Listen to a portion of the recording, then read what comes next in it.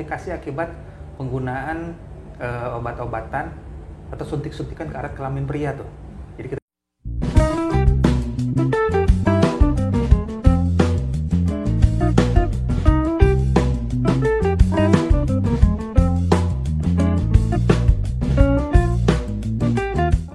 Halo, selamat pagi sahabat Hermina, balik lagi di Hermina Podcast. Untuk kali ini kita akan ngebahas tentang kasus-kasus bedah plastik nih, mungkin dari sahabat-sahabat Hermina yang mungkin mau kepo tentang apa sih itu bedah plastik. Oke, sekarang untuk narasumbernya kita sudah mendatangkan dokter bedah plastik di Hermina Bitung, yaitu Dr. Yuri Putra, spesialis bedah plastik. Kita kenalan dulu sama dokternya. Halo dokter. Halo. Selamat pagi dok. pagi dok.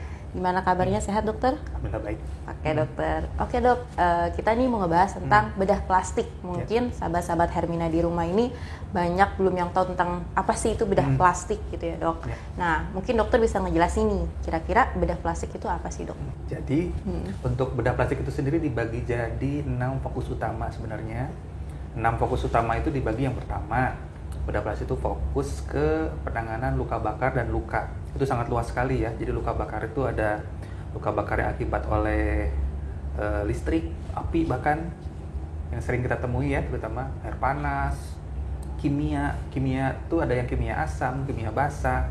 Lalu untuk lukanya sendiri itu juga sangat luas. Kita bisa mulai dari luka yang kondisinya akut atau baru terjadi, atau yang kronis, yang luka yang tidak sembuh-sembuh. Contoh, misalkan luka akibat pasiennya itu terlalu lama telentang, ada luka di bokong tuh, dekubitus istilahnya kita kenalnya ya, atau ulkus tekanan. Lalu ada juga luka akibat misalkan kaki diabetes. Itu kan kaki diabetes dia seringnya lama sembuhnya, atau sembuh timbul lagi, sembuh timbul lagi. Nah, kita penanganan dari situ. Kemudian juga luka seperti ada ulkus vena yang sering di kaki terutama juga sama ya. Jadi kurang lebihnya di situ. Lalu untuk yang kedua itu kraniofasial. Kraniofasial di sini kita bicara tentang terkait trauma, jadi kecelakaan mulai dari luka robek ya, atau patah tulang di area wajah terutama, kita menangani di situ. Lalu selain itu juga kita ada namanya kraniofasial kongenital. Kraniofasial kongenital ini kelainan-kelainan yang terjadi bawaan lahir ya, seperti cacat. Misal nih yang paling sering ketemu itu bibir sumbing atau langit-langit sumbing ya. Jadi dari situ kita tangani, harapannya mendapatkan tampilan yang lebih mendekati normal. Kita rekonstruksikan. Lalu juga kelainan-kelainan misalkan adanya kraniosinostosis atau kelainan pertumbuhan tulang tengkorak. Jadi karena kelainan tersebut membuat tulang tengkoraknya yang harusnya kita masih, kalau bayi itu kan masih ada celah-celahnya atau sutura ya. Nah ketika dia ada kelainan, dia si celahnya itu udah menyatu duluan dong. Lalu yang ketiga kita bicara ada mikroongkoplasti. Jadi ini operasi rekonstruksi yang merupakan basis utama dari bedah plastik ya. Jadi kita melakukan tindakan operasi dengan merekonstruksi. Contoh misalkan orang dengan tumor hidung ya. Tumor hidung, kita hidungnya karena ada tumornya otomatis kan kita dibuang ya, agar tumornya langsung hilang gitu kan. Tapi apa mungkin orang tersebut tetap punya tidak punya hidung akibat dibuang itu kan? Tugasnya bedah plastik di situ. Kita rekonstruksi dengan naiknya dengan flap ya. Flap di sini artinya adanya pemindahan jaringan tubuh dari pasien untuk menggantikan jaringan tubuhnya yang hilang. Misalkan kalau tubuhnya hilangnya di hidung ya, kita ngambil jaringan di kepala nih, ini kita pindahkan di sini. Atau dengan teknik mikro itu yang menggunakan mikroskop, operasinya lebih rumit sebenarnya. Itu kita misalkan kita buat hidungnya di tangan. Nah jadi nanti dari hidungnya kita buat di sini, kita bentuk seperti hidung.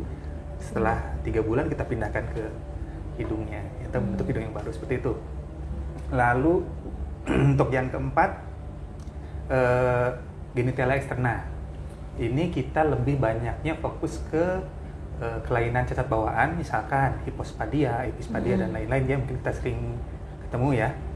Kedua, untuk komplikasi akibat penggunaan obat-obatan atau suntik-suntikan ke arah kelamin pria tuh. Jadi kita sebutnya silikonoma dok.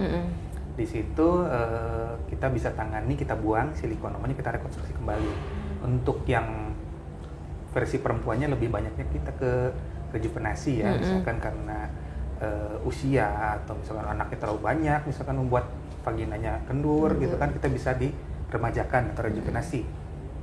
Yang kelima itu kita fokus di tangan. Nah ini mungkin bersinggungan juga dengan bidang lain ya, tapi kurang lebihnya kita juga bisa menangani rekonstruksi area tangan, misalkan akibat kecelakaan ya, dan kongenital juga terutama dok ya.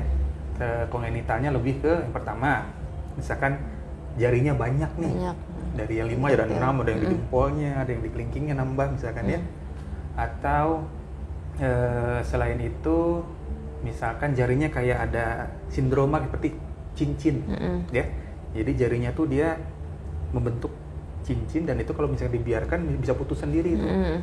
Nah kita mencegahnya dengan teknik operasi nanti agar tidak sampai kejadian seperti itu.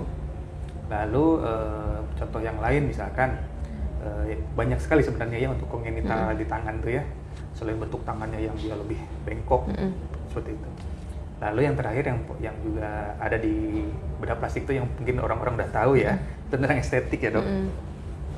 Untuk estetik ya kita lebih tahu, jadi intinya kalau bedah plastik rekonstruksi dan estetik itu untuk rekonstruksinya kita bikin kondisi kelainannya itu mendekati normal. Kita ambil contoh bibir sumbing, kita kembalikan ke rekonstruksi, kita buat bibirnya kembali dengan normal lagi. Nah kalau estetik misalkan ya, jangan kita ini orang Indonesia kan hidungnya kurang mancungnya istilahnya, kita buka operasi estetik agar hidungnya lebih oke. Kurang lebihnya gitu ya dok. Oke dokter. Oke sahabat Hermina, udah cukup jelas ya penjelasan dari dokter Yuri, spesialis bedah plastik. Mungkin kalau ada sahabat-sahabat Hermina yang mau berkonsultasi, boleh langsung datang ke Rumah Sakit Hermina Bitung. Oke, sampai jumpa lagi di Hermina Podcast selanjutnya. Bye-bye.